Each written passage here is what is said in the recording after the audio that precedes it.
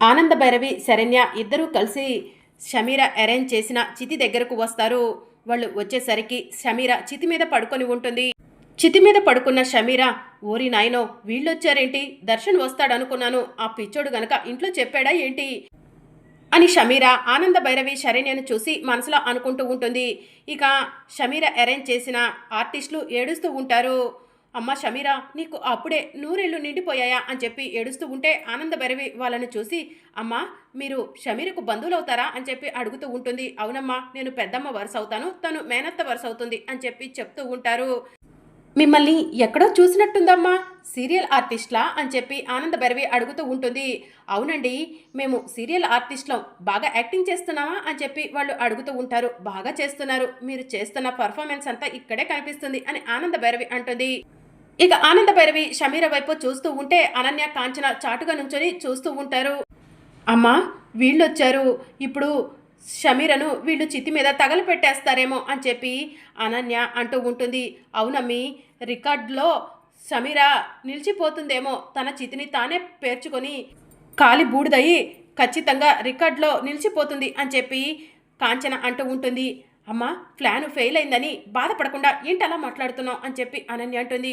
మొదటిసారి ఏమన్నా ఫెయిల్ అవుతుందా ఏంటి, ఎప్పుడు జరిగేది ఇదే కదా అని చెప్పి కాంచన అంటుంది. కాసేపు నువ్వు వరకుండా ఉంటావా అని చెప్పి అనన్య అంటుంది. ఏంటి డాక్టర్ గారు, ఈ మధ్య మీరు శ్మశానాల్లో కూడా ట్రీట్మెంట్ చేస్తున్నారా అని ఆనంద భైరవి అడుగుతూ ఉంటుంది. ఈ పేషెంట్ని మొదటి నుంచి నేనే ట్రీట్ చేశాను అండి. షమీర పాపం ఆఖరి నిమిషం వరకు దర్శన్ గారు వస్తారు, తన మెడలో తాళి కడతారని వెయిట్ చేశారు, అందుకే నేను ఇక్కడే ఉన్నాను అని చెప్పి డాక్టర్ ఆనంద భైరవికి చెప్తూ ఉంటాడు. పాపం అన్నీ కలిసి వస్తే షమీర మా ఇంటి కోడలు అయ్యేది, కానీ కాలేకపోయింది. మా దర్శన్ వచ్చి తన మెడలో తాళి కట్టకపోతే ఏమైంది, మా కుటుంబం చేతుల మీద తనకి దహన సంస్కారాలు నిర్వహిస్తాం డాక్టర్ గారు అని చెప్పి ఆనంద భైరవి అంటుంది.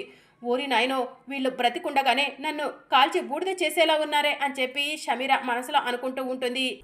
కాటికాపరి గారు, ఆ నిప్పిలా ఇవ్వండి, చితికి నిప్పు అంటిస్తాను అని ఆనంద భైరవి అంటుంది. కాటికాపరి తీసుకొచ్చి ఆనంద భైరవికి నిప్పు ఇవ్వగానే, పెద్దమ్మలు మేనత్తలు రండి చితికి నిప్పు అంటిద్దాం అని చెప్పి ఆనంద భైరవి అంటుంది. ఆహా మేము రాము అని చెప్పి వాళ్ళు అంటూ ఉంటారు. ఓ మీ మనసు రావట్లేదనమాట, నేనే చితికి నిప్పు అంటిస్తాలే అని ఆనంద భైరవి నిప్పు తీసుకొని షమీర వైపు చూస్తూ చితికి నిప్పంటించబోతూ ఉంటుంది. షమీర భయపడుతూ వీళ్ళు నిజంగానే చితికి నిప్పంటిస్తే నేను తగలబడిపోతాను అని చెప్పి మనసులో అనుకొని లేచి కూర్చుంటుంది. ప్లీజ్ నన్ను చంపేయొద్దు, ప్లీజ్ నన్ను చంపేయొద్దు అని ఆనంద భైరవికి చేతులెత్తి నమస్కారం చేస్తూ ఉంటుంది. చచ్చావు కదవే, ఎందుకు లేచావు, పడుకో అని చెప్పి ఆనంద భైరవి అంటుంది. నేను చావలేదు, ప్లీజ్ నన్ను వదిలేయండి అని చెప్పి షమీర్ అంటుంది. చచ్చినట్టు నటించి నా కొడుకు దర్శన్ చేత నీ మెడలో తాళి కట్టించుకోవాలనుకున్నావు కదా, పరాయి ఆడదని భర్తను కోరుకునే నువ్వు బ్రతకటానికి వీల్లేదు. శరణ్య, ఇదిగో నీ భర్తను కోరుకున్న షమీరకు నువ్వే బుద్ధి చెప్పాలి అని ఆనంద భైరవి తన చేతిలో ఉన్న మంటను శరణ్యకు విసిరేస్తుంది. శరణ్య చేతిలో గట్టిగా నిప్పుని పట్టుకొని షమీర వైపు కోపంగా చూస్తూ ఉంటుంది. ఇక షమీర చితి మీద నుంచి లేచి పరిగెడుతూ ఉంటుంది. శరణ్య కూడా నిప్పును పట్టుకొని షమీర వెనుక పరిగెడుతూ ఉంటుంది. ఇక ఇద్దరు కూడా అలా పరిగెడుతూ పరిగెడుతూ షమీర ఒక లోయ దగ్గరకు వెళ్తుంది. లోయ దగ్గరకు వెళ్ళగానే వెనుక అంతా కూడా నీళ్లు చెట్లు కనిపిస్తూ ఉంటాయి. అటువైపు వెళ్తే చచ్చిపోవడమే అని చెప్పి షమీర మనసులో అనుకొని, ప్లీజ్ శరణ్య నన్ను ఏం చెయ్యొద్దు, నన్ను వదిలేయి అని చెప్పి బ్రతిమలాడుతూ ఉంటుంది.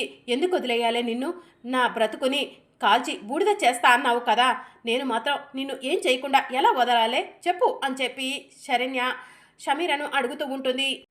నా భర్త కావాలంటున్నావు కదవే, నా భర్త నుంచి శాశ్వతంగా వెళ్ళిపోవే అని చెప్పి శరణ్య షమీరను అంటూ ఉంటే, షమీర ప్లీజ్ నన్ను వదిలే శరణ్య అని చెప్పి వెనక్కి వెళ్తూ లోయలో పడిపోతుంది. అమ్మా అమ్మా ఇదంతా కూడా నీ ఫోన్లో వీడియో తీయమ్మా, ఇదంతా వీడియో తీసి దర్శన్కి పంపిద్దాం అని అనన్య చెప్తూ ఉంటుంది. కాంచన ఇదంతా కూడా వీడియో తీస్తూ ఉంటుంది. ఇక షమీర లోయలో పడకుండా ఒక రాయిని పట్టుకొని వేలాడుతూ ఉంటుంది. శరణ్య ప్లీజ్ శరణ్య, నేను చేసింది తప్పే, నేను నిన్ను క్షమాపణ అడుగుతున్నాను, నాకు ఒకే ఒక్క ఛాన్స్ ఇవ్వు, నేను మారిపోతాను, దర్శన్ జీవితంలో నుంచి శాశ్వతంగా వెళ్ళిపోతాను, ఈ దేశమే వదిలిపెట్టి వెళ్ళిపోతాను, ప్లీజ్ శరణ్య నన్ను కాపాడు అని షమీర శరణ్యను అడుగుతూ ఉంటుంది. ఇక శరణ్య చేతిలో ఉన్న నిప్పును పక్కకు విసిరేసి షమీరను పైకి లాగుతుంది. షమీర పైకి రాగానే ఒక ఛాన్స్ కావాలన్నావు, ఒక ఛాన్స్ ఇచ్చేశాను, ఇంకొకసారి నా జీవితంలో కానీ నా భర్త జీవితంలోకి కానీ తొంగి చూడాలని చూస్తే ఊరుకోను అని చెప్పి శరణ్య షమీరకు చెప్తూ ఉంటుంది. నాకు మంచి లైఫ్ ఇచ్చావు శరణ్య, నేను మారిపోతాను అని చెప్పి షమీర అంటూ ఉంటుంది. ఇక శరణ్య కిందికి చూస్తూ ఉంటే, నువ్వు చేసిన పెద్ద తప్పు నన్ను కాపాడటమేనే. నన్ను కాపాడి దర్శన్ జీవితంలోకి నన్ను రావద్దంటావా? దర్శన్ నావాడే, దర్శన్ జీవితంలోకి నన్ను రావద్దంటానికి నువ్వెవరు అని చెప్పి షమీర శరణ్య గొంతు పట్టుకుంటుంది. దర్శన్ జీవితంలో నుంచి నువ్వే వెళ్ళిపోవే, నువ్వు బ్రతికుండటానికి వీల్లేదు, నువ్వు చస్తేనే నాకు దర్శన్కి లైన్ క్లియర్ అయిపోతుంది అని చెప్పి షమీర శరణ్య గొంతు పట్టుకొని నులుముతూ ఉంటుంది. షమీర వదులు వదులు అని చెప్పి శరణ్య అంటుంది. అయినా కూడా షమీర వదలకుండా శరణ్య గొంతు పట్టుకొని నులుముతూ ఉంటుంది. కాంచన అనన్య ఇదంతా చాటుగా చూస్తూ దాన్ని కూడా లోయలోకి నెట్టేసేయి షమీర అని చెప్పి అంటూ ఉంటారు. ఇక షమీర శరణ్యను లోయలోకి నెట్టబోతూ ఉండగా ఆనంద భైరవి వచ్చి శరణ్య చేతిని గట్టిగా పట్టుకుంటుంది. కాపాడటం కూడా పెద్ద తప్పని నువ్వు ఇప్పుడు కళ్ళకు కట్టినట్టు చూపించావే. నా కోడలు శరణ్య పాపం తలిచి నిన్ను కాపాడితే నువ్వు నా కోడలు శరణ్యను లోయలోకి నెట్టి చంపాలనుకున్నావు. నీలాంటిది బ్రతకటానికి వీల్లేదు అని ఆనంద భైరవి షమీరను నెట్టేస్తుంది. ఇక దాంతో షమీర లోయలోకి డొల్లుకుంటూ వెళ్ళిపోతూ ఉంటుంది. ఇక షమీర లోయలోకి అలా డొల్లుకుంటూ వెళ్ళి ఒక రాయికి తగిలి తల నుంచి రక్తం వస్తూ అక్కడికక్కడే చచ్చిపోతుంది. అత్తయ్య గారు షమీర అని చెప్పి శరణ్య అంటూ ఉంటుంది. అది చేసిన పాపమే దానికి శాపంగా మారింది.